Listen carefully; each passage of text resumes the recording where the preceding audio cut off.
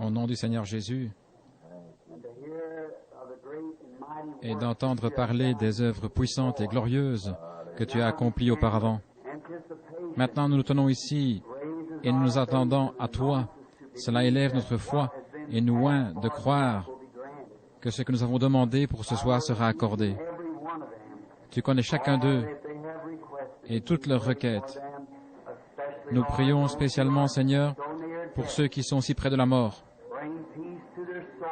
Donne-leur la paix à l'âme s'ils ne l'ont pas déjà, ainsi que la guérison du corps. Accorde-le, Seigneur. Bénis notre rassemblement. Nous te prions, Seigneur, lors de notre réunion de prière du mercredi soir. Nous nous sommes rassemblés sachant que là où 2 ou 3 sont réunis en ton nom, tu es au milieu d'eux. Et nous te demandons, Seigneur, de nous donner ta parole ce soir. Parle-nous, Seigneur, et ranime les fibres de notre cœur, afin que nous sachions nous discipliner en vue des temps glorieux à venir, car nous croyons que nous approchons de la venue du Seigneur. Nous te remercions pour ceux qui commencent à attacher du prix à la foi et qui savent ce que la foi signifie. Et le sachant, nous te remercions avec foi pour les réunions à venir. Tu vas faire quelque chose, Seigneur. Nous nous y attendons comme autrefois. Nous croyons que le temps est proche où tu ouvriras les écluses des cieux et répandras les promesses que Dieu a faites en ce dernier jour. Maintenant, nous te demandons, Seigneur, d'être avec toutes les nations, car nous avons appris aujourd'hui combien il y a des besoins partout. Exauce leurs requêtes, Seigneur. Nous prions aussi pour que la main puissante de Dieu agisse dans le monde entier, parmi ceux qui s'attendent à cette chose glorieuse. Pardonne-nous nos péchés. Châtie-nous, Seigneur, par ton esprit et par la parole, afin que nous puissions nous discipliner et devenir des serviteurs obéissants à la volonté de Dieu. Rappelons-nous et essayons de nous représenter ce que faisaient les premiers chrétiens. Quel genre d'hommes nous verrions si nous rencontrions ceux qui ont été en contact personnel avec toi. Comme leur visage devait rayonner de foi et de joie, comme leur vie doit avoir été la parole vivante de Dieu, ils étaient des lettres lues de tous les hommes, tandis qu'ils marchaient au milieu de la foule. Que Dieu nous l'accorde encore une fois, que nos vies te soient soumises à tel point que le Saint-Esprit manifeste sa vie à travers de nous et parle par nous, Seigneur. Puissions-nous nous souvenir, tandis que nous marchons dans la rue et que nous côtoyons le monde, que nous ne sommes pas censés être comme le monde. Alors, Seigneur, nous ferons un pas de côté, nous leur donnerons la place et la position qu'ils doivent occuper ici sur terre. Nous nous mettrons à la dernière place, sachant que nous sommes les délégués d'un autre monde. Nous avons un royaume qui va venir en puissance, Seigneur. Et notre grand roi viendra bientôt prendre le pouvoir sur tous les rois qui sont dans son domaine. Nous régnerons sur la terre et la dirigerons avec lui pendant 1000 ans, et nous serons avec lui pour toujours. Avec cela, l'Esprit, Seigneur, nous nous réjouissons maintenant en attendant la réponse à notre prière. Nous en tenons à notre confession que si nous avons fait, dit ou pensé quoi que ce soit de contraire à ta grande volonté, que le sang de Jésus-Christ nous purifie.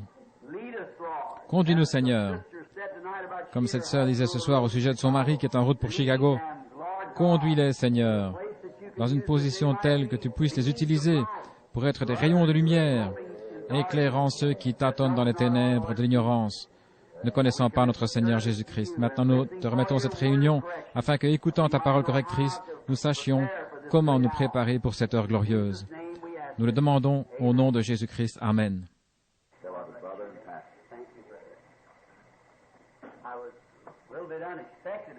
Je ne m'attendais pas à venir ici. J'étais à la maison et pourtant je ressentais une impression comme si je n'y étais pas. Il fallait que j'aille quelque part, c'était urgent. Je sentais que c'était mal de rester à la maison au lieu d'aller à la réunion de prière. Et je suis venu d'une manière inattendue. Inattendue autant de ma famille que de moi-même. Je n'ai fait qu'arriver et repartir. J'ai dit, je vais à la réunion de prière. Ma femme n'a même pas eu le temps de se préparer à venir car elle n'avait pas prévu que je viendrais. Je suis si heureux d'entendre le témoignage de cette sœur ici au sujet de cette lumière en Caroline du Nord ou du Sud, quelque part là-bas. N'était-ce pas à Greensville? Southern Pines. Frère Lee Vail était ici aujourd'hui.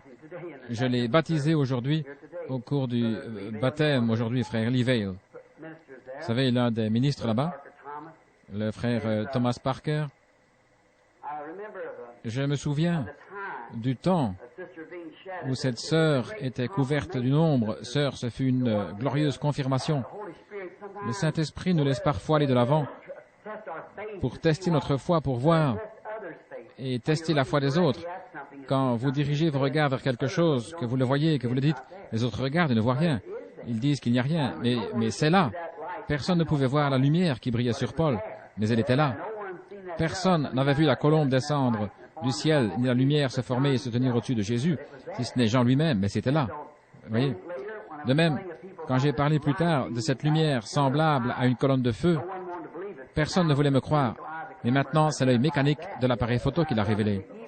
L'esprit du mal est un esprit de ténèbres. C'est comme si nos vies étaient couvertes d'une ombre. Si nos vies rencontrent la lumière du jour, nous marchons dans la lumière.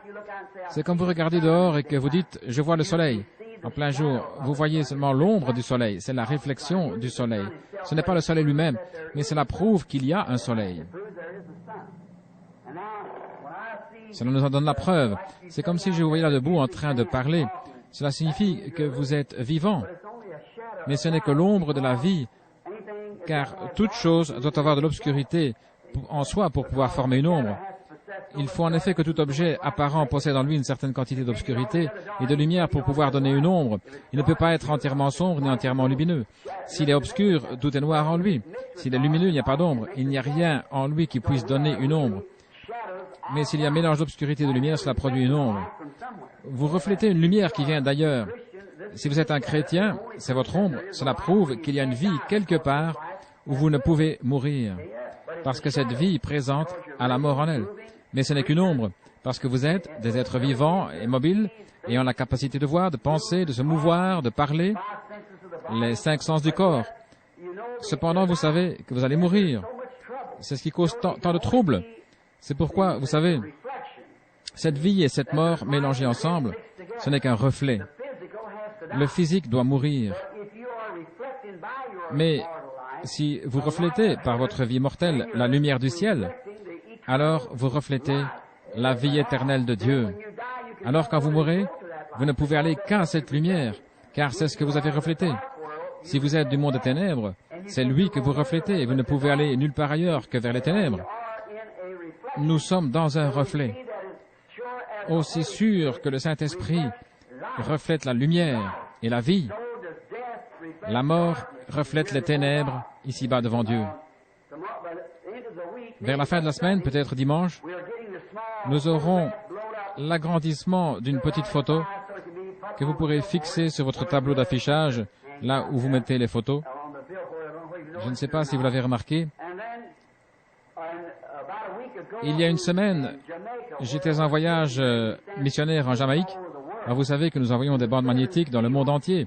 Les 7 sceaux ont pénétré là-bas, en Jamaïque, jusque dans l'arrière-pays. Là-bas, derrière les montagnes bleues, c'est très primitif. Les indigènes ont parfois de ces vieux enregistreurs qu'on leur a donnés et qu'ils font remonter comme ces anciens gramophones à manivelle. Quand ils le font jouer, il faut tout le temps que quelqu'un aille le remonter. Le groupe où je suis allé avait un appareil fonctionnant sur une batterie de 6 volts ou quelque chose comme ça. Ils étaient tous rassemblés, ils étaient à peu près le même nombre que nous ici ce soir pour écouter une prédication. C'est Sceaux, je crois. Et tandis que je parlais, ils remarquaient cette même colonne de feu qui entrait dans la salle, s'avançant vers l'enregistreur, et elle s'immobilisa au-dessus de lui. Ils allèrent chercher un appareil photo et photographièrent la même colonne de feu. Elle se tenait juste au-dessus de l'enregistreur. Nous allons faire agrandir cette photo et nous la mettrons au tableau là, afin que vous puissiez la voir. Nous sommes si reconnaissants à Dieu dont la grâce nous permet de venir en sa présence aujourd'hui.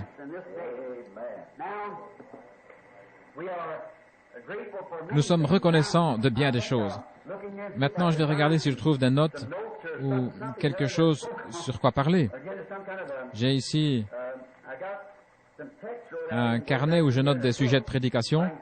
Si je puis en trouver un peut-être, que le Seigneur me donnera quelque chose à dire pendant que nous prions. Nous nous réjouissons dans l'expectative pour dimanche. Je vous ai apporté bien des messages et dimanche dernier, je vous ai retenu longtemps sur ce sujet. Pourquoi cries-tu à moi? Parle au peuple et va de l'avant. Dimanche, il y aura un service de guérison où nous prierons pour les malades. Quand nous approchons des malades, s'ils ne sont pas guéris quand nous prions pour eux, il doit y avoir une raison à cela. Dieu voulant, je prêcherai brièvement dimanche matin, puis nous aurons un service de guérison où je prierai pour tous les malades.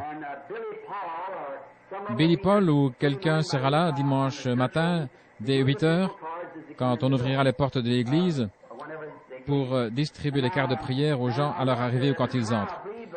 Je crois que le Seigneur m'a donné en quelque sorte un petit aperçu des raisons pour lesquelles certaines personnes ne sont pas guéries. Je crois que c'est par manque de compréhension. Et je crois que peut-être nous en parlerons dimanche matin, Dieu voulant.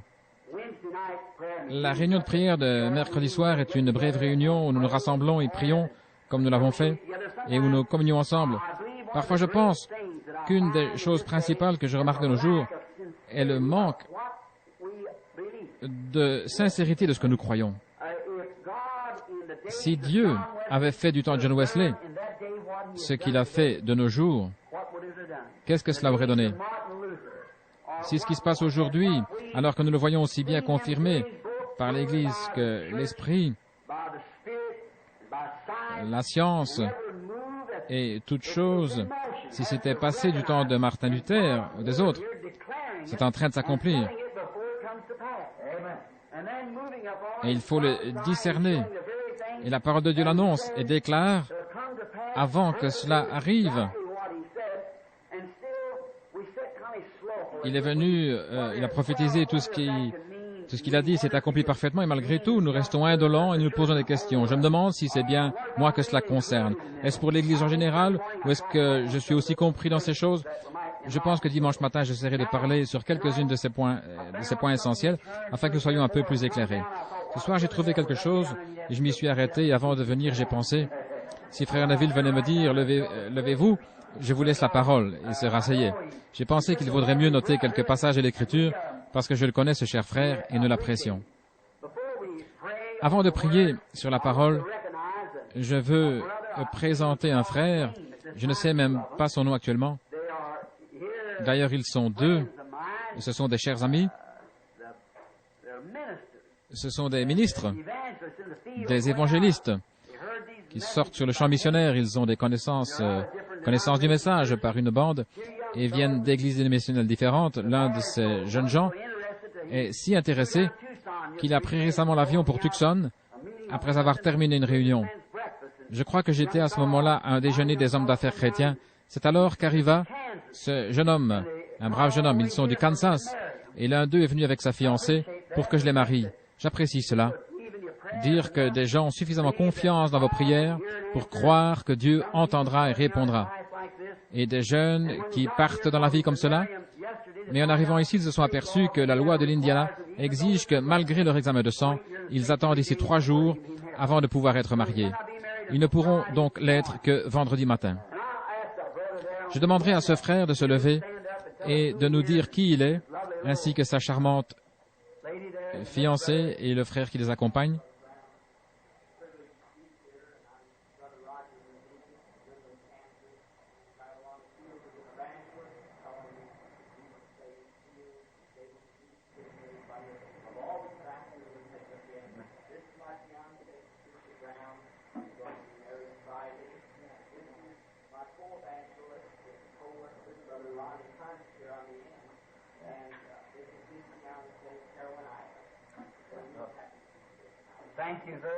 Merci beaucoup. Nous désirons vraiment qu'il y ait de ces jeunes ambassadeurs dans l'œuvre du Seigneur Jésus-Christ. Nous leur souhaitons la bénédiction de Dieu sur leur route.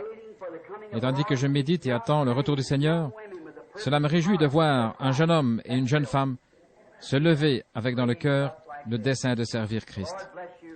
Que le Seigneur vous bénisse richement, mon frère et ma sœur. Maintenant, venons-en à un petit livre dont je ne vous ai jamais parlé. Et il n'y a qu'un chapitre. C'est le livre de Philémon. Je suis un petit peu irlandais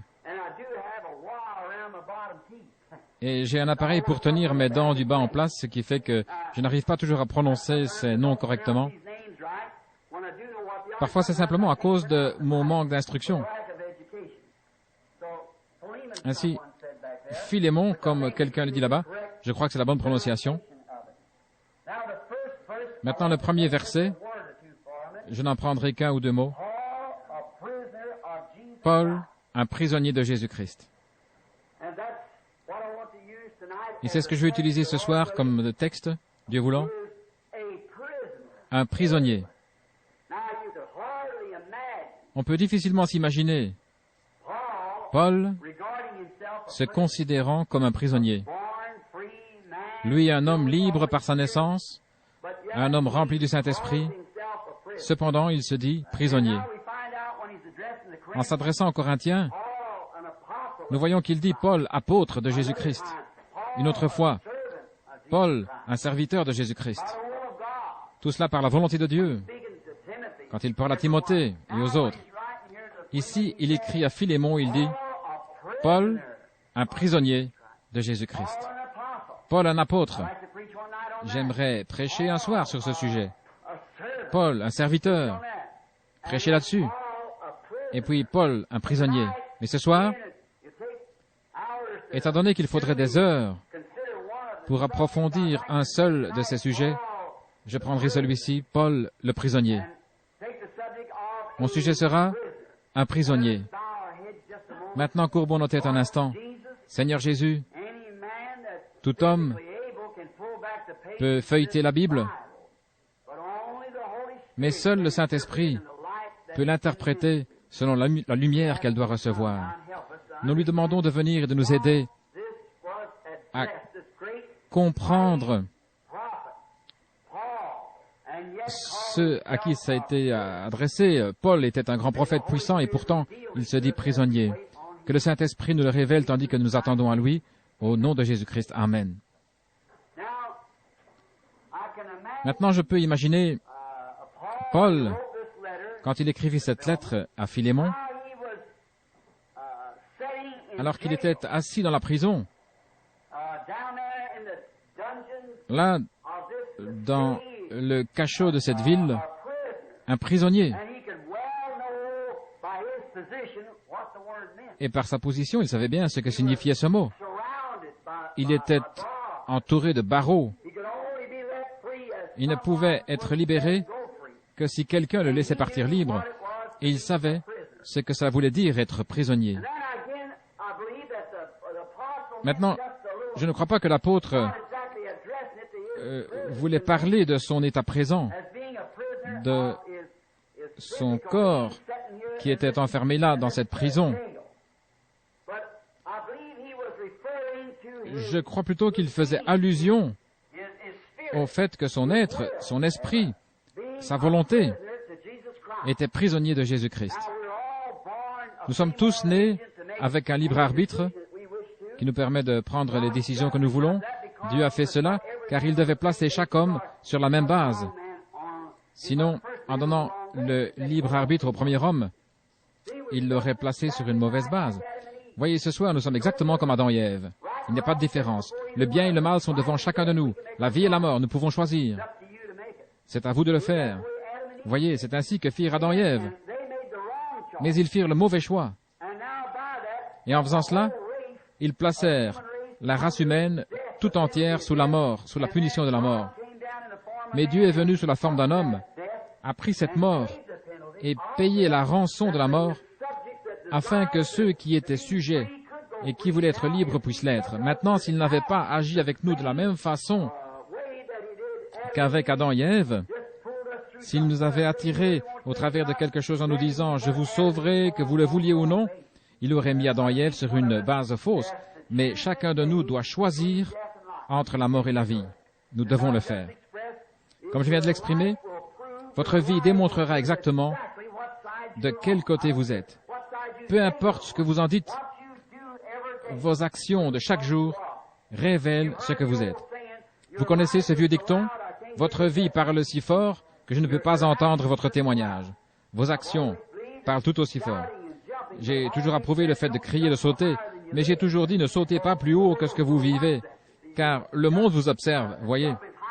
Vous devez sauter à la hauteur exacte de votre vie, car quelqu'un vous observe. Quand les gens ne veulent pas aller à l'église, il y en a beaucoup qui veulent tout simplement pas y aller. Et certains, il y a des gens sincères, mais ils voient tant de corruption dans l'église qu'ils ne veulent rien avoir à faire avec cela. Et bien souvent, nous pouvons que leur donner raison. On ne peut guère les blâmer quand on voit comment se conduisent ces gens qui se disent chrétiens. La plus grande pierre d'achoppement placée devant le monde, ce sont des hommes et des femmes qui se prétendent chrétiens et qui vivent autrement que ce qu'ils proclament. C'est exactement vrai. Pour ce qui est de la déception qu'il y aura le jour du jugement, les pécheurs tels que trafiquants d'alcool, joueurs, adultères, ne seront pas étonnés d'entendre la sentence qui les enverra dans le feu qui ne s'éteint point. Ils ne seront pas surpris, contrairement à celui qui essaye de se cacher derrière une confession religieuse ou une autre. C'est celui-là qui sera déçu au jour du jugement. Celui qui se dit chrétien et qui vit autrement. Il vaudrait mieux pour lui n'avoir jamais fait de profession de foi. Il aurait mieux fait de s'éloigner plutôt que de s'engager sans que sa vie soit conforme, car la plus grande pierre d'achoppement est celui qui professe être un chrétien, mais qui vit autrement. Ne jugez jamais votre vie d'après la puissance que vous avez de faire des miracles, ni d'après votre connaissance de la parole. Mais regardez toujours en arrière et faites l'inventaire des fruits que porte votre vie actuellement. J'ai prêché là-dessus il y a quelque temps, lors d'une rencontre des hommes d'affaires chrétiens à Phoenix, dans l'Arizona. J'ai prêché sur la vie chrétienne reflétant Jésus. J'ai dit que je suis né au Kentucky, où c'était très primitif, spécialement à l'époque de mon enfance. Et le petit garçon que j'étais n'avait jamais connu de demeure semblable à celle que nous avons ici, où toutes ces belles dames doivent tout le temps se regarder dans les miroirs qu'il y a partout dans la maison pour réajuster leur coiffure ou autre chose. Nous n'avions qu'un petit miroir, juste un morceau de miroir fixé par un clou dehors contre un arbre où se trouvait le banc où nous faisions notre toilette. C'est là que mon père et ma mère se lavaient et se coiffaient en se servant de ce petit bout de miroir cloué à un arbre. Voilà le genre de logis que nous avions.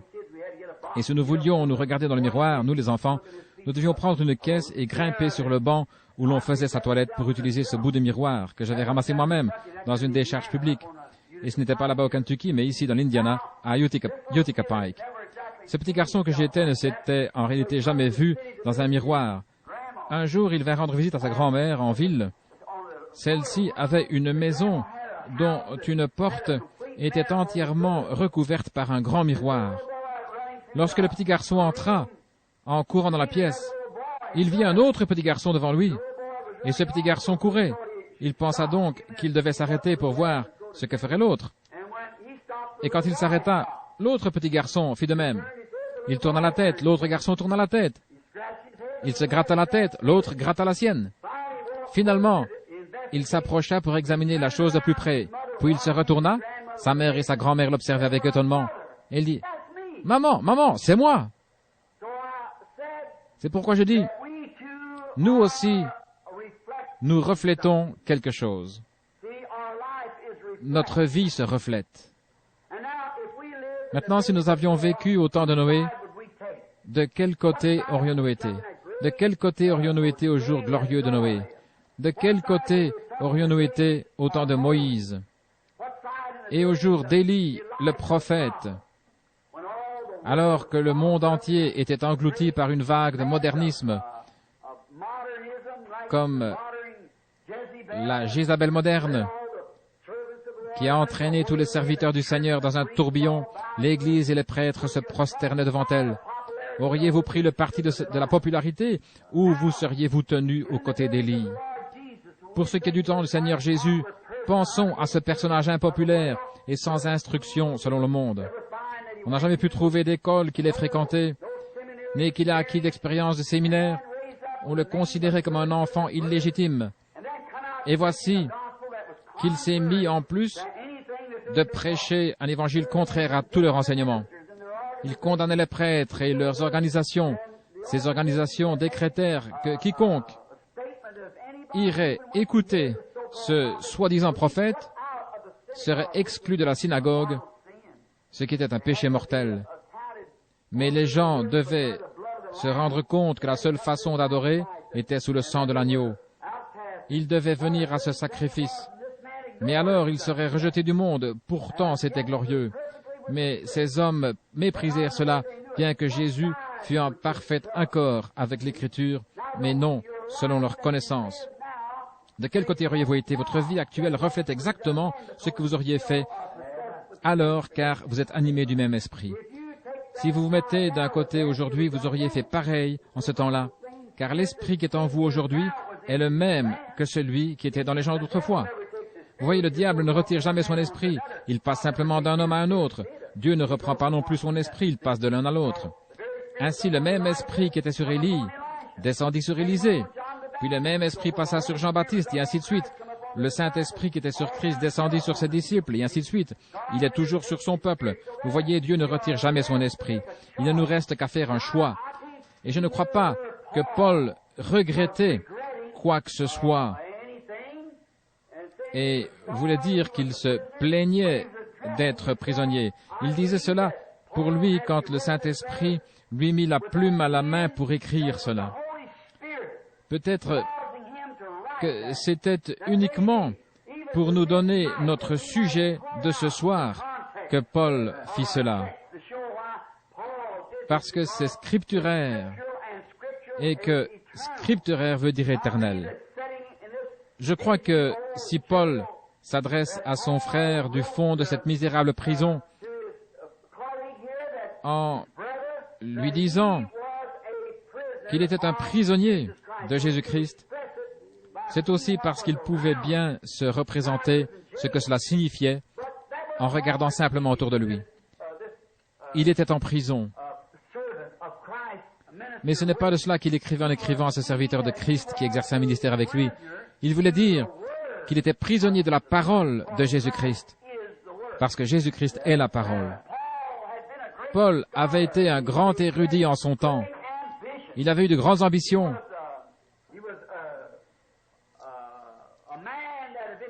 C'est un homme qui avait reçu de l'instruction des gens. Gamaliel était un grand professeur. Paul n'aurait pas pu fréquenter d'écoles plus prestigieuses que celle où il enseignait. C'était une de ces écoles comme, par exemple, Wheaton ou Bob Jones ou une de ces grandes écoles fondamentalistes. Il avait été instruit comme ministre de la parole. Paul était un jeune homme instruit, bien élevé et intelligent. Il avait peut-être la grande ambition de devenir un jour sacrificateur ou souverain sacrificateur de son peuple. Il avait de l'ambition.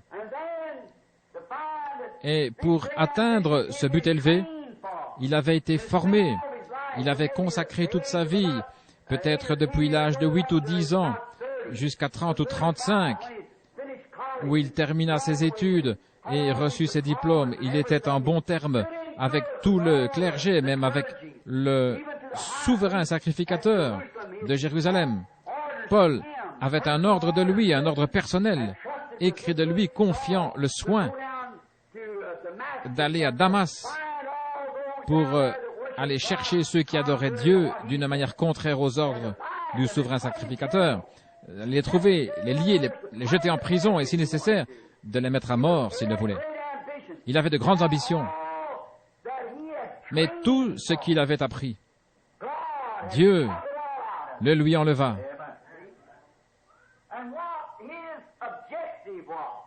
Ses objectifs, l'argent que son père avait dépensé pour lui, l'ambition de son père et de sa mère, tout lui fut retiré parce que Dieu avait quelque chose d'autre en vue. C'est pourquoi il était un prisonnier. De l'objectif qu'il avait de sa vie, il est devenu prisonnier de Jésus-Christ, qui est la parole. Ce chemin de Damas a changé Paul. Alors qu'il était en chemin, vers 11 heures peut-être, il fut jeté à terre et il entendit une voix qui disait « Saul, Saul, pourquoi me persécutes-tu » Il regarda et lui étant juif, il sut que la colonne de feu qu'il voyait était le Seigneur qui avait conduit les enfants d'Israël parce qu'il savait ce qu'elle était. Rappelez-vous que cet Hébreu n'aurait jamais donné le titre de Seigneur, Elohim, s'il n'avait été sûr que c'était bien lui, car c'était un homme très instruit. Et quand il leva les yeux, il vit cette lumière, cette colonne de feu qui avait conduit son peuple à travers le désert. Il dit « Seigneur, Elohim, Seigneur, en majuscule, Seigneur, qui es-tu » Quelle surprise pour ce théologien d'entendre « Je suis Jésus », celui-là même qu'il combattait. Quel revirement! Oh, cela a dû être quelque chose de terrible pour cet homme, plein d'ambition, de découvrir tout à coup qu'il était un persécuteur. Son ambition l'avait entraîné plus qu'il ne l'avait pensé loin de la chose principale. Quel grand choc pour cet apôtre quand il entendit « Je suis Jésus », celui-là même qu'il persécutait. « Pourquoi me persécutes-tu » Disons encore ceci. Quand on se moque de l'Église, ce n'est pas vraiment d'elle qu'il s'agit. On se moque de Jésus. Pourquoi me persécutes-tu? Comment Paul, avec toute son intelligence, aurait-il pu croire que ce groupe qu'il persécutait, c'était le Dieu même qu'il prétendait servir? Je pense que nous n'avons pas besoin d'entrer dans les détails, parce que nous sommes tous suffisamment instruits pour que nous comprenions ce que je veux dire. C'est pareil de nos jours. Paul était bien plus intelligent que les petits Galiléens ignorants qu'il persécutait et qui pourtant, dans leur humilité, avaient déjà accepté cet homme de Galilée. Mais Paul, avec son grand savoir et son intelligence, ne pouvait accepter cela. Quel bouleversement cela a dû être pour lui sur ce chemin. Et il fut frappé de cécité, en sorte qu'il ne put plus poursuivre sa mission. Mais il fut conduit chez un nommé Judas dans une rue appelée la droite. Alors le prophète Ananias, qui avait été informé dans une vision, vint vers Paul et lui dit « Frère Saul, le Seigneur qui t'est apparu sur le chemin m'a envoyé afin que je t'impose les mains pour que tu recouvres la vue et que tu sois rempli du Saint-Esprit. » Vous voyez ce qui s'est passé. Qu'est-ce que ça a dû être pour Paul? Tout ce qu'il avait appris à faire était renversé. Ainsi, toute son instruction avait été réduite à zéro. Maintenant, il savait qu'il avait fait une expérience. Voilà une autre bonne leçon pour nous. L'expérience en soi ne suffit pas. Cela doit être une expérience en accord avec la parole du Seigneur. Ainsi donc, ayant vu cela, et sachant que c'était quelque chose de glorieux, que quelqu'un d'autre avait reçu avant lui, il se retira pendant 3 ans et 6 mois dans le désert d'Arabie, avec la Bible d'alors, l'Ancien Testament. Et il compara son expérience qu'il avait eue avec l'Écriture pour voir si c'était conforme. Que se serait-il passé s'il avait dit « Ce n'est qu'un peu d'exaltation », puis avait continué son chemin en pensant « Je vais simplement suivre les pensées de mon intelligence ». Mais il fallait qu'il devînt le prisonnier de quelque chose. Aussi, après avoir comparé et vu les types de l'Ancien Testament, il put décrire le livre des Hébreux. Voyez, pendant les 3 ans et demi où il fut plongé dans la parole, il découvrit que ce même Dieu qu'il avait appelé le ramenait en arrière et changeait toute sa compréhension.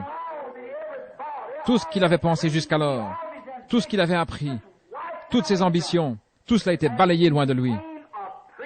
Il était devenu un prisonnier. L'amour de Dieu avait été si extraordinaire et une telle révélation qu'il ne pouvait plus s'en éloigner. C'est l'expérience véritable que fait tout vrai croyant qui rencontre Dieu. Vous entrez en contact avec quelque chose de si glorieux que vous en devenez prisonnier à l'exclusion de toute autre chose. Vous quittez tout pour vous emprisonner là-dedans. Jésus l'a exprimé un jour quand il a dit « Le royaume de Dieu est semblable à un marchand qui cherche une belle perle. Quand il a trouvé cette perle glorieuse, il vend tout ce qu'il a pour l'obtenir. » C'est ce qui se passe ici. Vous avez des conceptions intellectuelles, une expérience théologique. Mais quand le temps arrive où vous trouvez la chose réelle, vous retranchez tout le reste et vous vous enfermez avec cela. Paul savait ce que c'était. Il découvrit qu'il était attelé à quelque chose, comme un cheval dans son attelage, pour tirer quelque chose. Paul, après cette expérience de 3 ans et demi, passé à la comparer avec les types de la Bible, comprit que Dieu l'avait choisi et attelé par le Saint-Esprit, afin que par l'expérience qu'il avait faite, il puisse tirer l'Évangile devant les nations. L'Esprit lui-même l'avait attelé. Et aujourd'hui, en tant que serviteurs de Christ, nous devenons attelés, accrochés. Nous ne pouvons pas aller sans que la parole soit avec nous. Nous sommes attelés à la parole. Peu importe ce que dira qui que ce soit, vous y êtes attelés. Il y a quelque chose à son sujet qui fait que vous ne pouvez vous en éloigner. Vous êtes sous le même joug par le Saint-Esprit. Il vous a mis sous le joug de la parole. Peu importe ce que l'on dit, c'est la parole qui vous suit. Vous y êtes attelés. Vous avez pris le joug avec elle, avec la parole par le Saint-Esprit. Paul y était attelé. Il était allé au fond du désert d'Arabie, avec toutes ses anciennes expériences et ambitions. Et là, il fut dépouillé de toutes ces choses. C'est là que nous voyons aujourd'hui que nous devons être dépouillés premièrement. Mais les gens n'aiment pas être dépouillés. Le frère méthodiste tient à garder quelques bribes de son enseignement méthodiste. Le frère baptiste tient à garder quelques bribes de son enseignement baptiste, voyez-vous. Mais vous devez être complètement dépouillés de tout. Naître de nouveau et prendre le joug à partir de là, selon que le Saint-Esprit vous conduit. Vous ne pouvez pas dire, mon père disait qu'en arrivant à l'église, il serrait la main du pasteur, c'était un bon membre loyal. C'était peut-être bien pour sa génération. Mais nous sommes dans une autre génération, nous devons maintenant revenir au temps biblique. Pour notre époque, les ministres de Dieu étaient bien attelés eux aussi, mais ils sont entrés dans une autre dispensation. Et ils ont manqué de se dépouiller de leur vieux harnais pour en mettre un nouveau. Et c'est pareil aujourd'hui. Nous sommes sortis d'une ère dénominationnelle, comme nous l'avons prouvé par les âges de l'Église, la Bible, etc. Et nous entrons dans une ère de liberté où le Saint-Esprit lui-même descend, se manifeste, se fait connaître et accomplit chaque promesse qu'il a faite. Voilà, quelle époque glorieuse. Et Paul savait autre chose. Il savait qu'il ne pouvait pas aller quelque part sans être attelé à la parole, même s'il avait voulu. Son ambition était d'aller chez des frères qu'il avait invités. Mais cependant, le Saint-Esprit le pressa de faire autre chose. Il n'était plus son propre maître. Peut-être que quelqu'un lui disait, frère Paul, nous aimerions que vous veniez chez nous. Nous avons la plus grande église, l'assemblée la plus nombreuse. Vous recevrez beaucoup d'offrandes, etc. Et lui, pressé par le Saint-Esprit, il pensait, j'ai un frère là-bas, c'est vers lui que je dois aller pour qu'il soit sauvé. il faut l'amener au Seigneur. Mais l'Esprit le poussait à aller encore ailleurs. Il était vraiment prisonnier. Oh Dieu, fais de nous de tels prisonniers. Libérés de nos ambitions égoïstes, de notre jugement personnel, de nos pensées que nous croyons être les meilleures afin de devenir des prisonniers de Jésus-Christ. Je crois que c'est glorieux de pouvoir déclarer « Je suis un prisonnier de Jésus-Christ ». Rappelez-vous qu'il est la parole. Quoi qu'on en pense, il est la parole. Si vous êtes prisonnier de la parole, aucune dénomination ne peut vous en détourner. C'est la parole, vous en êtes prisonnier, c'est tout. Vous devez agir comme elle agit. Il ne pouvait pas aller à certains endroits où il aurait voulu aller. Pourquoi? Parce que l'Esprit le lui défendait. Souvenez-vous des nombreuses fois où Paul cherchait à se rendre en un lieu où il pensait avoir une grande réunion, mais l'Esprit l'en empêchait. Cela n'établit-il pas et ne prouve-t-il pas clairement que Paul était un prisonnier de Jésus-Christ, attelé à sa parole par l'Esprit? Oh, j'aime cela. Il était lié. Il était lié par des chaînes, des liens d'amour, pour faire la volonté de Dieu et elle seule. Il était un prisonnier. Il était dans des chaînes d'amour. Il était sous le joug avec Christ. Il ne pouvait se mettre sous aucun autre joug. Il était sous le joug avec lui et devait marcher selon qu'il était conduit, peu importait que l'herbe parût plus verte à droite qu'à gauche, il devait aller où le conducteur et le joug allaient. Oh, si ce soir, nous autres du Branham Tabernacle pouvions seulement devenir des prisonniers par rapport à notre nature égoïste, à notre ambition personnelle, et nous abandonner complètement et nous mettre sous son joug. Peu importe ce que pense le reste du monde, peu importe ce que fait le reste du monde, nous sommes liés sous un joug d'amour. Nous sommes prisonniers. Mes pieds sont tellement liés au joug de Christ qu'ils ne peuvent plus aller danser. Mes yeux sont tellement liés au joug de Christ que lorsque je vois ces stripteaseuses modernes dans la rue, ils me font détourner la tête. Mon cœur est tellement lié au joug de son amour que je ne peux plus avoir d'amour pour le monde. Ma volonté est tellement liée à son joug que je ne sais même plus quelles sont mes ambitions personnelles. Où que tu conduises, Seigneur, je te suivrai, je veux être un prisonnier. Paul était véritablement un prisonnier. Il ne disait pas de choses fausses. Il avait été réformé par le Saint-Esprit pour attendre la parole. Il avait été instruit d'une façon, mais maintenant Dieu l'instruisait d'une autre façon. Il avait été formé par le Saint-Esprit pour attendre la parole du Seigneur. Quelles qu'aient pu être ses ambitions. Maintenant, avec l'aide du Saint-Esprit, j'espère vous montrer quelque chose. Prenons un exemple. Un jour, Paul et Silas descendaient la rue d'une ville où Paul tenait une réunion de réveil.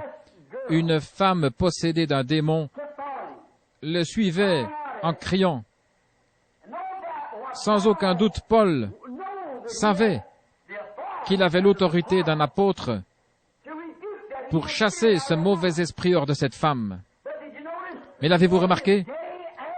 Il attendit jour après jour, jusqu'à ce que tout à coup, le Saint-Esprit lui parle. Il dit, le moment est venu. Alors Paul ordonna, Esprit, sort d'elle. Vous voyez, il devait attendre le Seigneur. Et c'est là qu'aujourd'hui, tant de gens jettent l'opprobre sur la parole. Ils marchent d'après leurs ambitions. Combien de réveils sont tombés à plat pour des raisons semblables? Tout cela parce que l'évangéliste n'attend pas de connaître la volonté du Seigneur. Quelqu'un dit, viens ici, et ils viennent immédiatement, parce que l'association dit, va. Et le Saint-Esprit aurait dit autre chose. Mais l'ambition de l'homme de devenir surveillant pour tout l'État, ancien, évêque ou quelque chose de semblable, le pousse. Tu dois aller. Pourtant, il sait qu'il pourrait faire mieux que cela. Le Saint-Esprit dit, va là-bas. Mais vous voyez, il liait au joug de son organisation. Il est un prisonnier de son organisation. Mais s'il est lié au joug de Christ, alors il est conduit par le Saint-Esprit. Il est sous un joug, il est prisonnier. Pour lui, quoi que disent les autres, cela ne fait aucune différence. Autrement, ce serait un airain qui résonne et une cymbale qui retentit. Mais lui n'entend que la voix de Dieu, et il ne parle que lorsqu'elle parle. Autrement, il ne dit rien. On dit au frère Jones, frère Roberts, ou un de ces grands hommes qu'il y a aujourd'hui dans le pays, comme Tommy Hicks, Oral Roberts, ou le frère Tommy Osborne, l'un de ces grands évangélistes. Quelqu'un dira peut-être, venez chez nous, Tommy ou Oral, vous êtes un grand homme de Dieu. J'ai un oncle qui est au lit. Il est lié. Il est malade. Je désire que vous veniez. Je crois que vous avez la force pour le guérir. Et peut-être que le Saint-Esprit lui dira, pas maintenant. Mais cependant, par amitié pour cet homme, il sent qu'il est de son devoir d'aller chez lui. S'il ne le fait pas, il s'en fera un ennemi. L'homme dira, il est allé chez un tel, et il a guéri leur enfant, je le sais. Et moi, qui suis son ami depuis des années, il a refusé de venir. Mais s'il est contraint par le Saint-Esprit à ne pas aller, il vaut mieux qu'il n'y aille pas. Il est sous le joug de Dieu. Son ami, il l'aime, mais il vaut mieux qu'il soit conduit par le Saint-Esprit pour y aller, parce qu'autrement, de toute manière, cela ne donnerait rien de bon. Je l'ai expérimenté tant de fois. Mais Paul, lui, attendait que le Saint-Esprit lui dise ce qu'il devait faire. Il vaut mieux être attentif au Saint-Esprit. Un soir, après avoir prêché, il vit un infirme en sortant. Soudain, l'Esprit lui parla et dit, et Paul dit, je vois. Comment? Je perçois.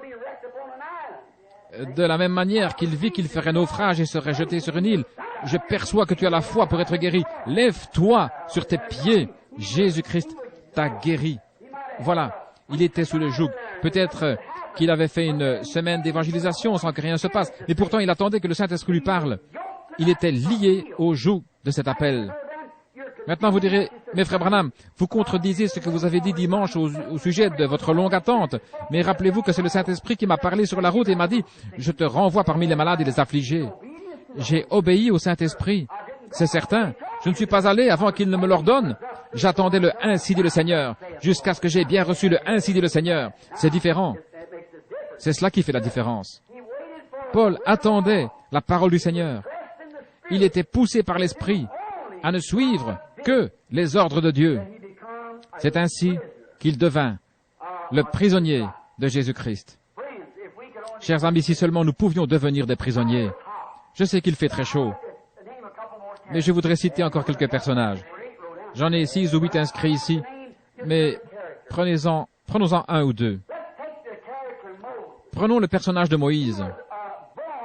Il était né pour être un libérateur. Et il le savait. Il savait qu'il était venu au monde pour être un libérateur. Mais avant de parler de Moïse, je voudrais dire ceci. Tout homme qui veut le servir fidèlement, Dieu doit toujours en faire son prisonnier. Un homme doit abandonner toutes ses ambitions, tout ce qu'il a, tout, sa vie, son âme, son corps, sa volonté, ses ambitions et tout le reste, pour devenir complètement prisonnier de Christ, qui a la parole, pour servir Dieu. Il se peut que vous deviez marcher à l'opposé de ce que votre bon sens vous montre. Vous pensez peut-être que dans une certaine organisation, on pourrait vous élever et vous confier quelque chose d'important qui vous permettrait de briller. Mais comment vous retrouverez-vous après cela? Au bout d'un certain temps, vous vous retrouverez vaincu jusqu'à ce que Dieu puisse trouver un homme qui accepte de devenir son prisonnier. Dieu cherche des prisonniers. Il l'a toujours fait. Vous n'avez qu'à sonder les Écritures. Un homme doit être prisonnier de Christ envers et contre tout. Par conséquent, vous ne pouvez pas être lié à quoi que ce soit en dehors de Christ. Même pas votre père, votre mère, votre frère, votre sœur, votre mari, votre femme ou qui que ce soit. Vous n'êtes lié qu'à Christ et à lui seul. Alors Dieu peut vous utiliser. Jusque-là, il ne peut pas le faire. Parfois, je dépasse les bornes et je parle durement aux gens. Vous comprenez? J'essaie de vous faire couper vos liens. Vous devez avoir un point de départ. C'est comme lorsque je parle aux femmes qui se coupent les cheveux et qui portent des vêtements indécents tout en faisant profession d'être chrétiennes. Vous direz, ce ne sont que de petites choses, mais il faut bien commencer quelque part. C'est pourquoi commencez par l'ABC. Coupez les liens de l'apparence mondaine et devenez prisonnière de Jésus-Christ. Puis vous continuez à couper les liens partout jusqu'à ce que les dernières chaînes tombent. Alors vous êtes un prisonnier. Vous êtes sous son emprise. Alors vous êtes en son pouvoir. Moïse savait qu'il était né pour être un libérateur. Il le savait. Avez-vous remarqué quelle était son ambition? Il le savait parce que sa mère le lui avait dit pendant qu'elle jouait son rôle de nourrice. Il n'y a pas de doute que quand ce petit bébé Moïse naquit, sa mère lui dit, « Tu sais, Moïse, ton papa, Amram et moi avons prié sans cesse. Nous avons vu en lisant la parole qu'il était temps que vienne un libérateur. Et nous avons prié, Seigneur, Dieu, nous aimerions voir ce libérateur. Une nuit dans une vision, le Seigneur nous a annoncé ta naissance, que tu serais un libérateur. Et nous n'avons pas craint l'ordre du roi. Nous n'avons pas tenu compte de ce qu'il a dit. Nous savions que tu étais né pour être un libérateur. Nous savions, Moïse, que nous ne pouvions pas t'élever convenablement. Rappelez-vous qu'ils avaient séjourné 400 ans en Égypte. Et nous voulions que tu reçoives l'éducation et l'instruction appropriée. Aussi, t'ai-je mis dans une petite arche que j'ai lancée sur le Nil. Je me suis efforcé de faire en sorte que le courant t'emporte à travers joncs et roseaux, loin d'ici, juste devant le palais de Pharaon, à l'endroit où la fille de Pharaon va se baigner. Je savais qu'il te faudrait une nourrice. En ce temps-là, on n'avait pas de biberon comme aujourd'hui, et il fallait une nourrice. Aussi ai-je envoyé Myriam là-bas pour leur dire qu'elle savait où trouver une nourrice. Elle va me chercher. Maintenant, Moïse, mon chéri, tu as 16 ans et tu vas être le fils de Pharaon. Mais un jour, tu seras le libérateur qui conduira le peuple hors d'ici. L'ambition de Moïse commence à accroître. J'étudierai, maman, j'étudierai tout ce que je pourrai. C'est tout ce que je vais faire. Je vais travailler dur pour devenir militaire.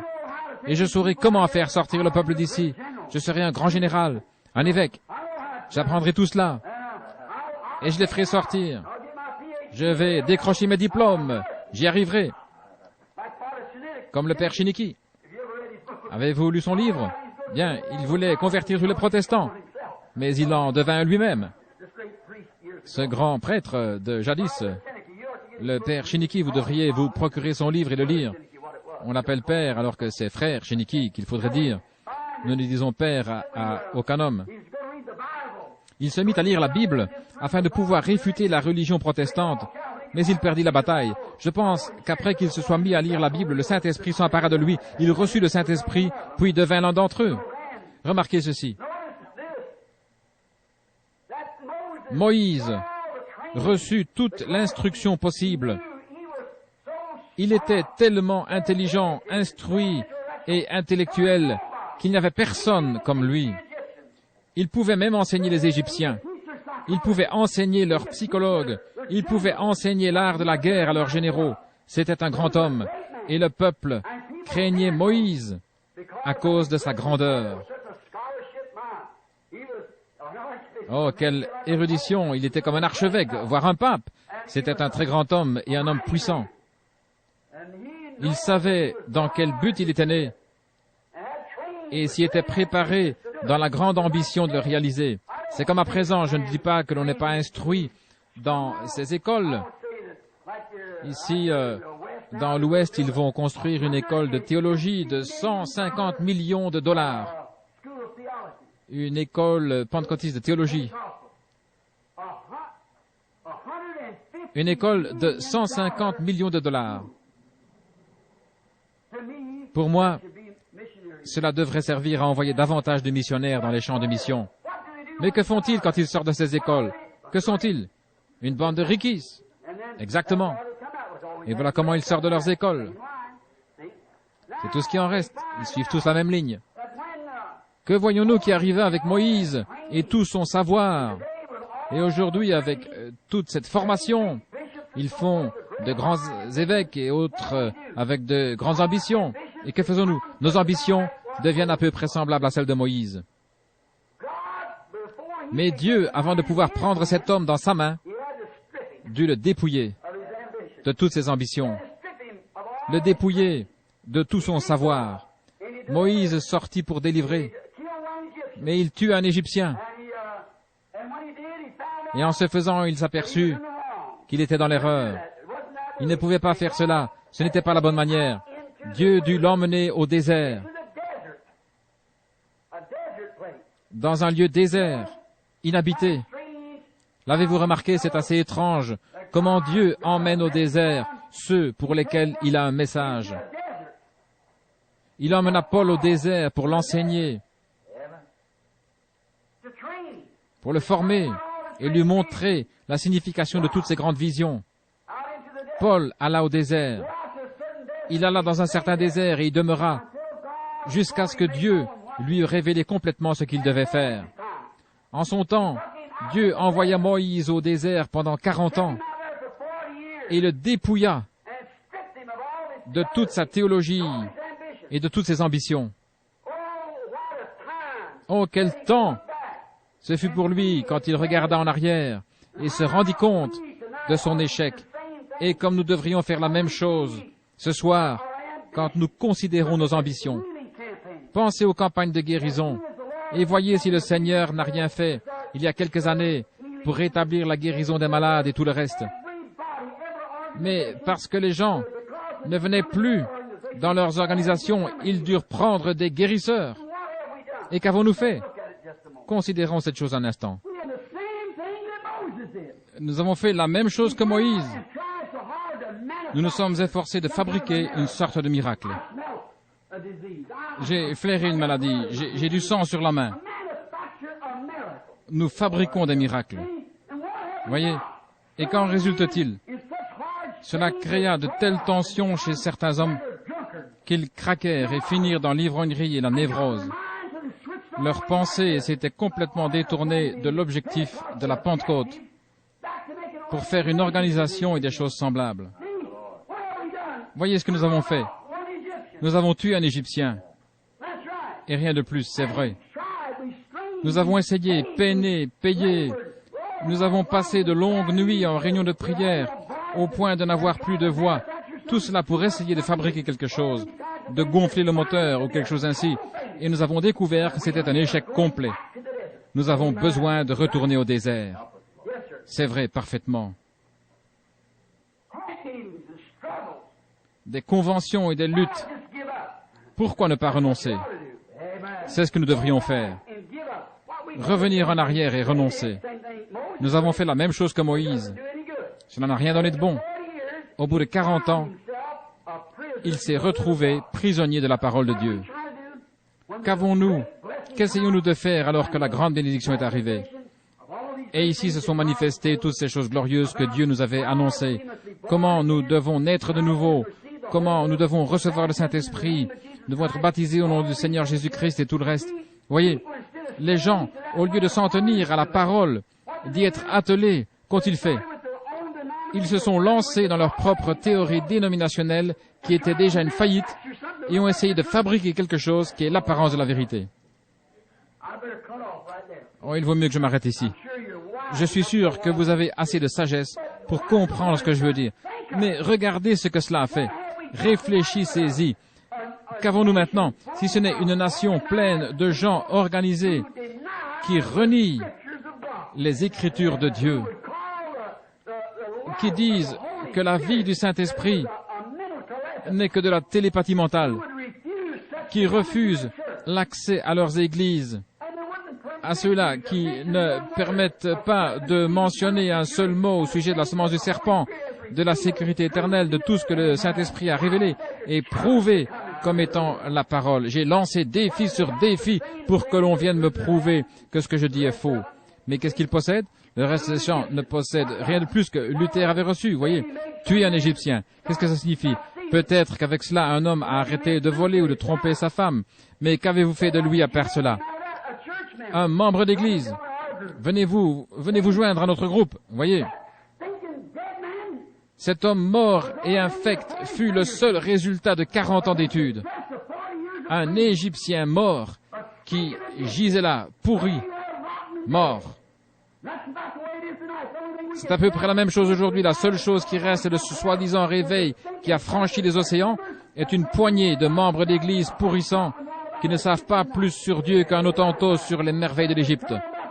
C'est vrai, mais cela leur parlerait de la parole de Dieu et ils disent « Je ne crois pas cela. Peu importe ce qu'ils disent, je n'y crois pas. » C'est une chose affreuse à relever après toute la peine que nous sommes donnée, les luttes et tout le reste. Peut-être que nous pourrions citer une grande école ou autre chose, mais elle est morte. Nous pourrions citer une organisation, mais elle est morte, elle est infecte. C'est comme les choses dont nous sommes sortis. Mais le chien est retourné à ce qu'il avait vomi et la truie s'est vautrée dans le bourbier. Un seul Égyptien mort. Moïse savait sans aucun doute qu'il avait été appelé pour délivrer le peuple. As-tu perdu le sentiment et l'intérêt pour le peuple? Bien sûr que non. Alors, pourquoi ne fais-tu pas ton œuvre? Pourquoi n'essaies-tu pas? Pourquoi ne vas-tu pas avec les autres?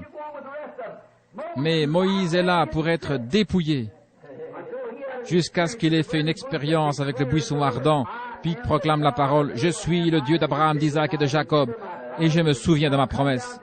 Je viens pour les délivrer, et je t'envoie pour le faire. » Voilà la parole, et non pas les ambitions ou les désirs du peuple.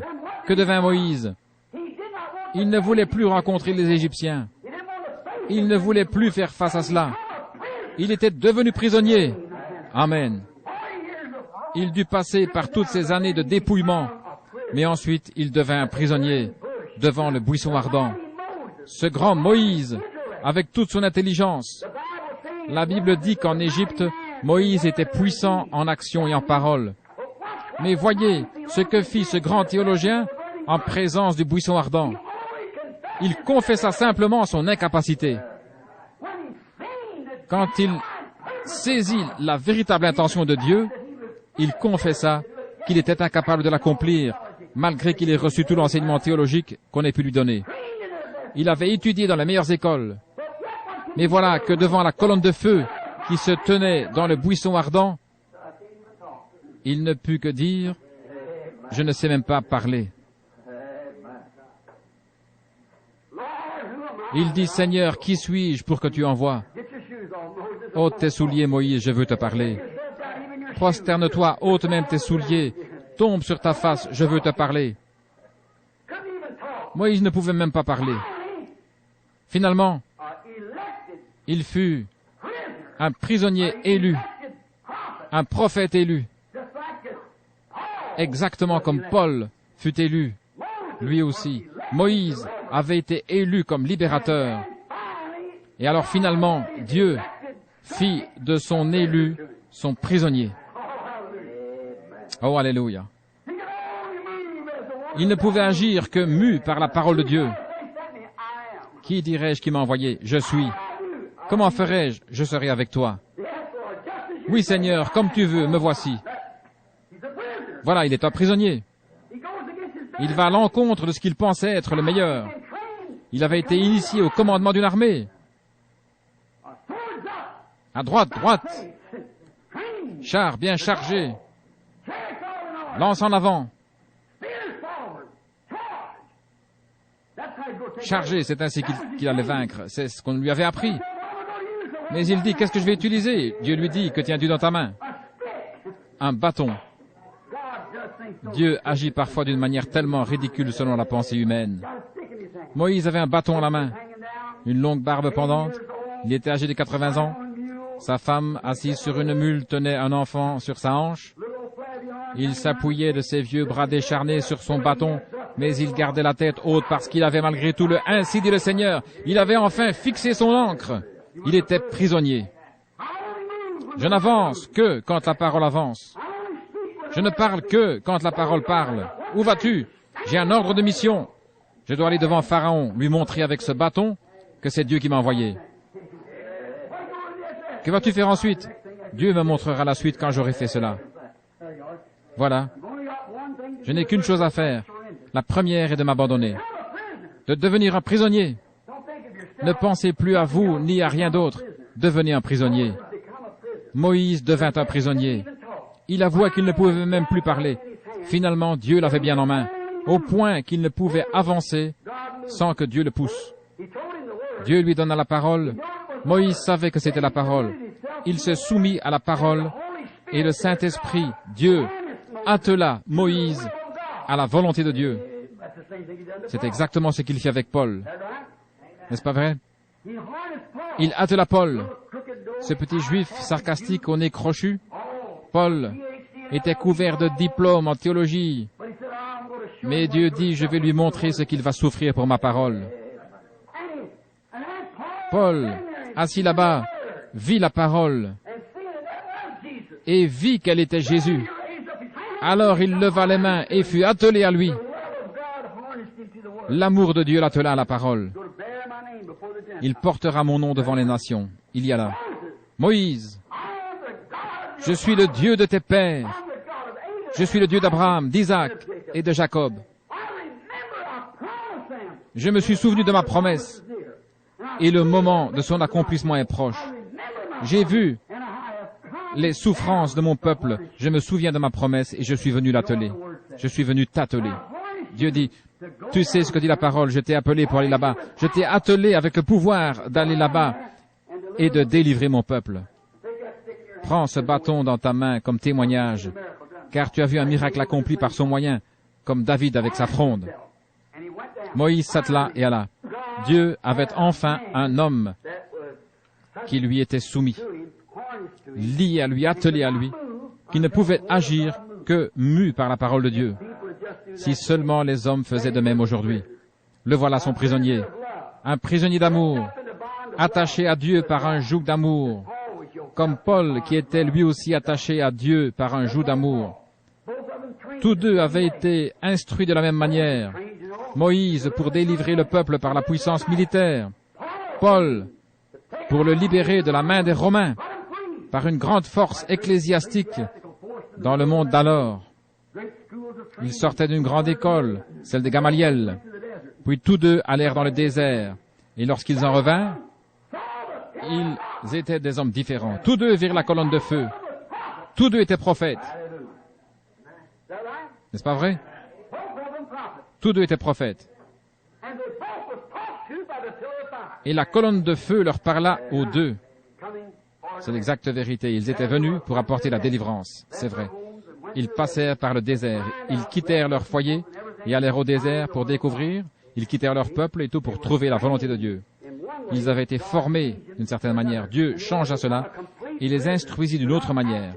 Ils étaient devenus totalement prisonniers, de sorte qu'ils n'agissaient plus comme ils le voulaient, mais comme Dieu le voulait. Il est le même, hier, aujourd'hui, éternellement. Avons-nous encore une dizaine de minutes? Je vais rapidement examiner un autre personnage. J'en vois un devant moi. Son nom est Joseph. C'était un fils élu. Il est un type parfait de Jésus-Christ. Il était né prophète. Jésus aussi est prophète. Il avait des visions. Et tout enfant, il se vit assis sur un trône, ses frères se prosternant devant lui. Mais, attention, il sentait confusément qu'il était un grand personnage. Et que dut faire Dieu? Il agit avec lui comme avec les autres. Car Moïse était un libérateur, Paul était aussi un libérateur, et maintenant Joseph, lui aussi fut un libérateur. Il sauva son peuple de la famine. Comment Dieu dut-il agir avec lui? Il le mit en prison. Tout droit en prison.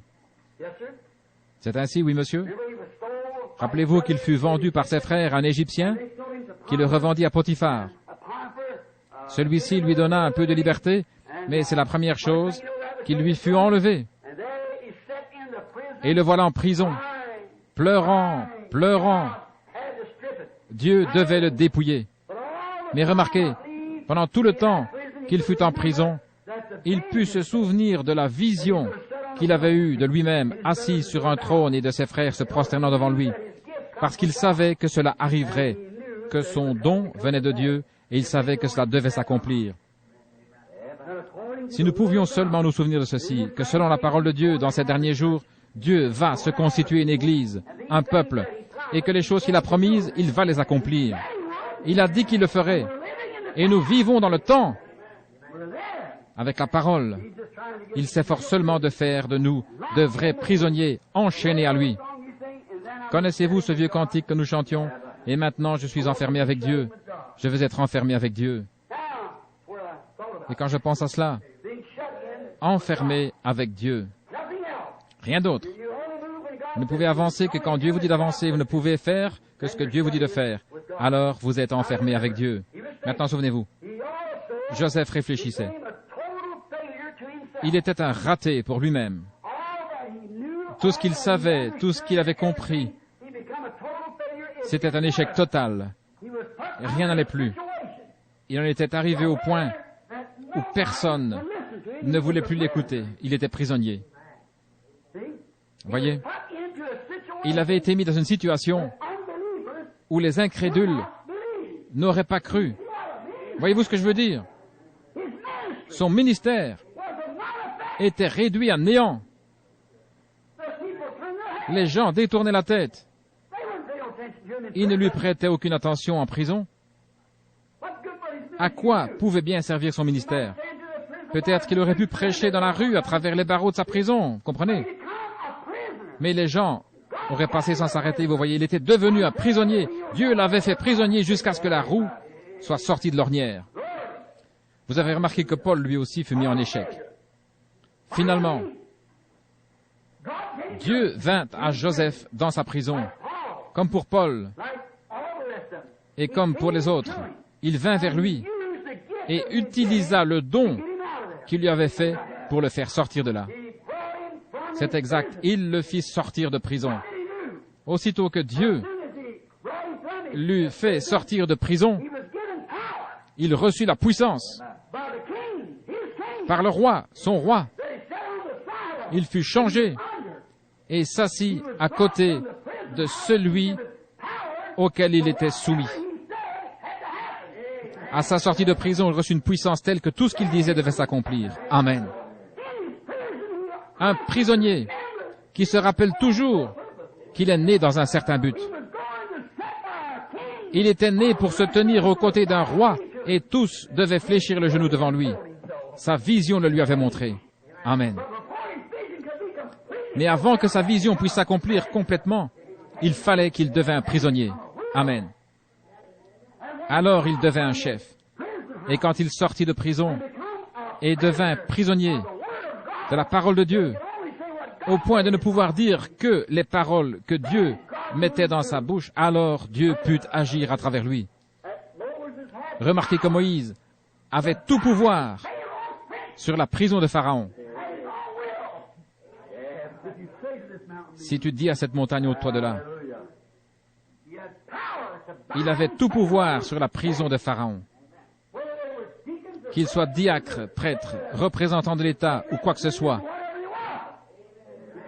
Si Moïse disait « Je te lie », ils étaient liés. Un point, c'est tout. Il pouvait le faire par un simple ordre de sa bouche et selon son bon plaisir. Amen, gloire à Dieu.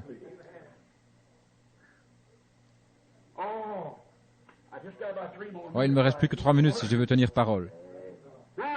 Maintenant, nous avons découvert qu'il est devenu un prisonnier de Dieu, comme Paul et Moïse.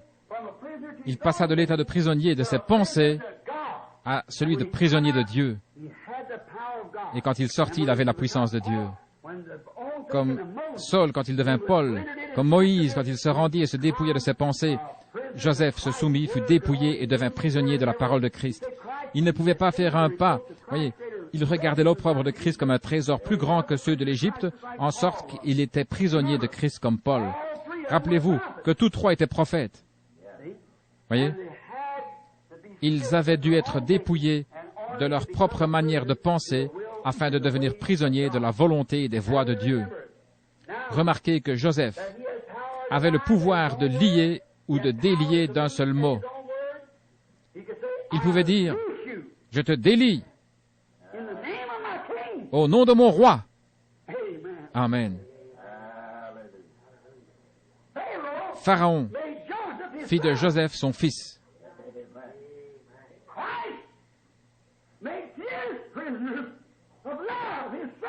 Christ fait de ses fils des prisonniers d'amour et il leur donne la puissance, la même que la sienne. Saint Jean 14,12. Celui qui croit en moi, voyez, fera aussi les œuvres que j'ai faites et il en fera de plus grandes. Maintenant, le prisonnier de l'amour de Christ est revêtu de puissance par son roi qui est Christ. Amen. Je vous le dis en vérité, si quelqu'un dit à ces montagnes, ôte-toi de là et jette-toi dans la mer, et s'il ne doute point en son cœur, mais croit que ce qu'il a dit arrive, il le verra s'accomplir. Si vous demeurez en moi et que ma parole demeure en vous, si vous êtes liés à moi, parce que lui et la parole sont un, au commencement était la parole était avec Dieu, et la parole a été faite chair et l'habitait parmi nous. Jésus-Christ est le même, hier, aujourd'hui, éternellement. Si vous demeurez en moi, et que mes paroles demeurent en vous, demandez ce que vous voudrez, ou dites ce que vous voudrez, et cela vous sera accordé. Il avait la puissance. Remarquez qu'avant sa libération, Joseph fut conduit dehors et rasé. Il fallait encore raser plusieurs choses avant qu'il puisse rencontrer son roi. Oh, quelquefois Dieu conduit son peuple dehors et rase quelques-unes de ses volontés propres. Il lui montre qu'il ne peut pas faire ce qu'il veut. Vous voyez ce que je veux dire? Il n'a pas la liberté de faire ce qu'il veut. Avant de recevoir les pleins pouvoirs et d'être esclaves d'amour de Christ, ils doivent d'abord être rasés et ensuite présentés. Parfois Dieu les emmène au désert pour les raser. Puis, il les fait sortir, les oints, pour accomplir le dessein auquel il les a destinés. Comprenez-vous ce que je veux dire? Frères, nous sommes au temps de la fin. Rappelez-vous ce qu'il a fait toutes les autres fois. Il a toujours dû prendre l'homme et en faire son prisonnier, lui faire abandonner ce qui venait de lui.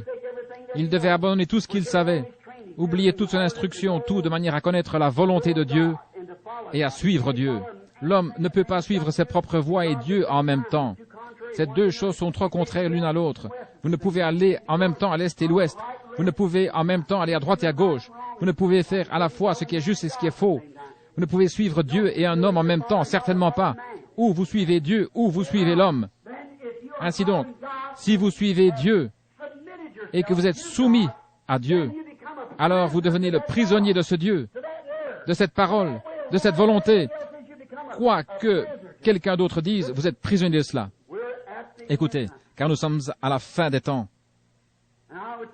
Et je voudrais dire ceci avec crainte et respect pendant que s'écoulent les dernières minutes, à mon avis. Regardez,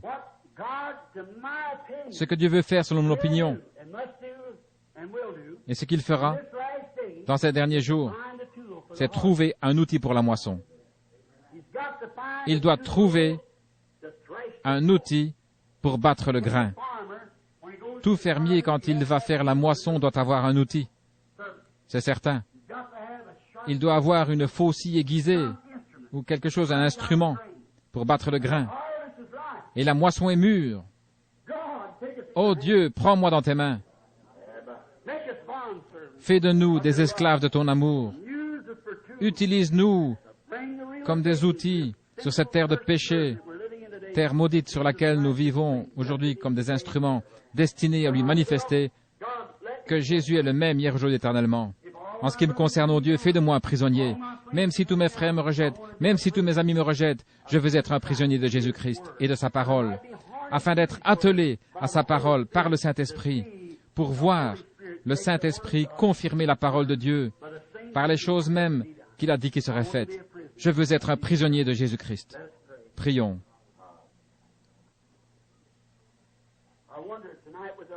Je me demande ce soir, avec la tête inclinée, si cette ambition que nous avons d'être quelque chose d'autre, ou peut-être quelque chose que nous pouvons considérer comme égoïste, je me demande si nous ne pourrions pas abandonner cela. Je me demande si un jeune garçon ici ce soir, qui en regardant autour de lui, se dit, quand je serai grand, je vais être telle et telle chose. Je me demande si vous ne pourriez pas sentir la volonté de Dieu entrer dans votre vie et dire, non, non, non, j'ai perdu mes ambitions maintenant. Ces derniers jours, le Saint-Esprit m'a parlé. Je veux m'abandonner à Dieu et devenir un instrument pour battre le grain dans ces derniers jours. jeune fille qui avait peut-être l'ambition de devenir un jour une belle dame ou une grande beauté, ou peut-être même faire une carrière à Hollywood.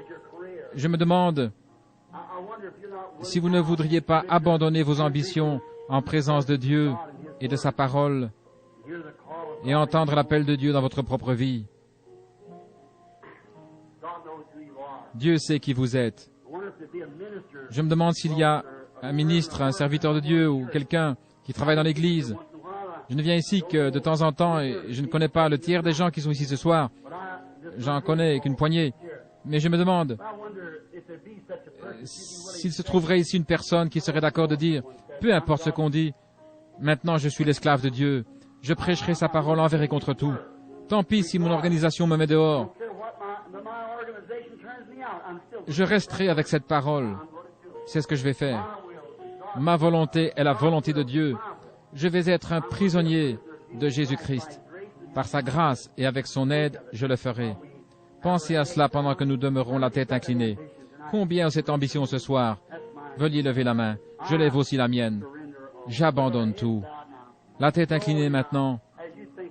Chantons lentement pendant que vous y pensez.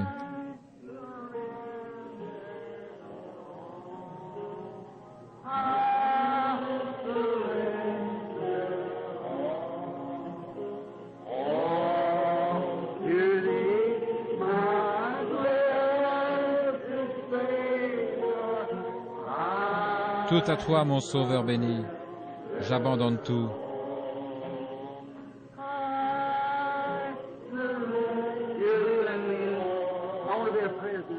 Pensez-vous cela sérieusement? Je veux être un prisonnier. Prends-moi, Seigneur. Conduis-moi ce soir dans la maison du potier. Brise-moi et pétris-moi à nouveau.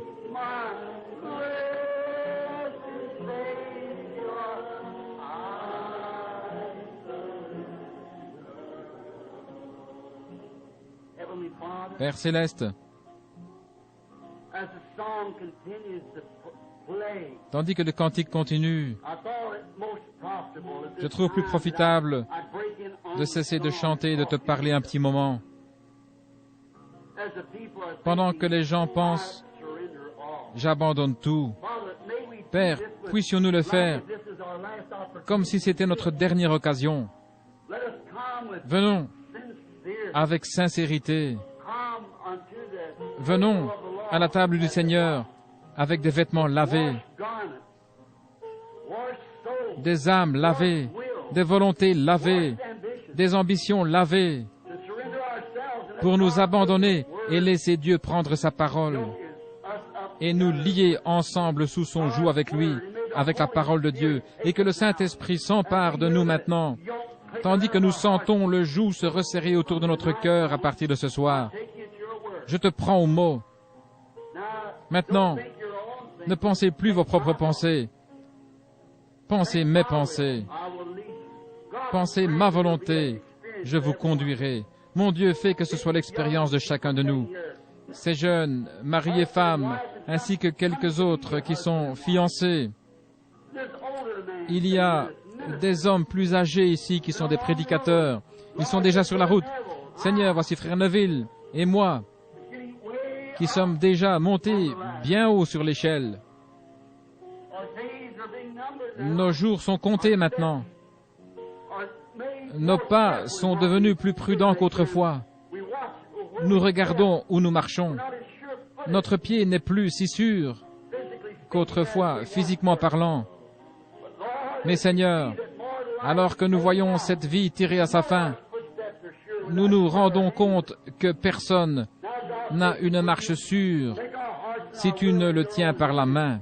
Maintenant, Seigneur, prends-nous, veux-tu, prends notre cœur et notre volonté dans ta main, et que ce soir, nous devenions des prisonniers de la parole, des prisonniers de Christ. Que nous puissions vivre ici une vie pieuse. Puissent ces femmes, ces jeunes femmes, ces jeunes gens, ces garçons et ces filles abandonner leur vie, Seigneur, et que leurs ambitions deviennent l'ambition de servir Jésus-Christ.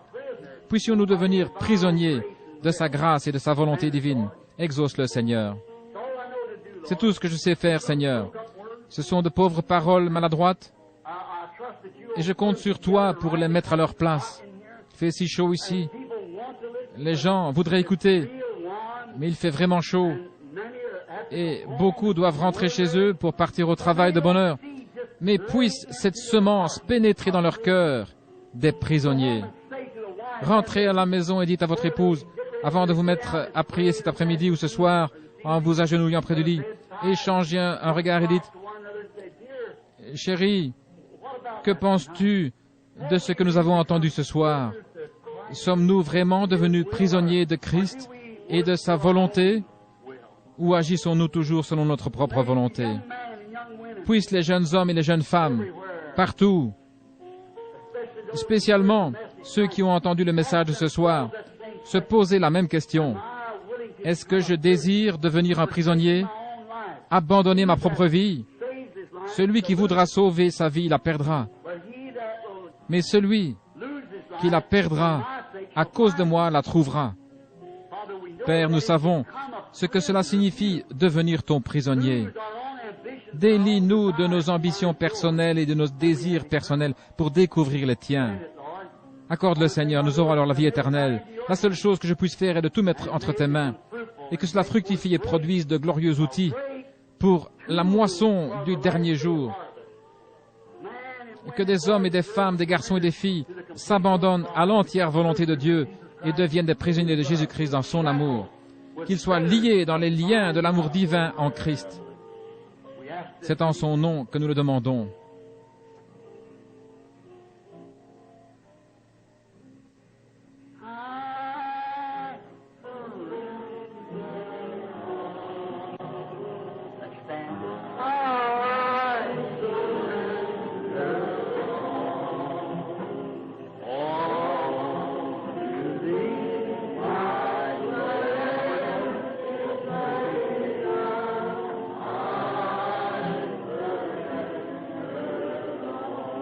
Say that again with her eyes closed and her hands up.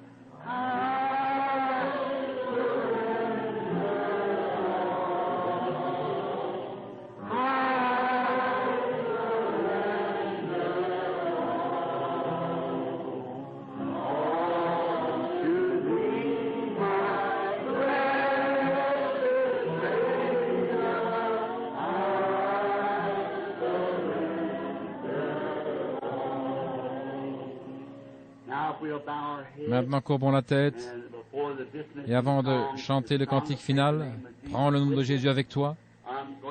Je vais demander à ce frère ici, j'ai oublié son nom, la sœur qui a été guérie a rendu témoignage au sujet de cette vision de ténèbres qui était venue sur elle.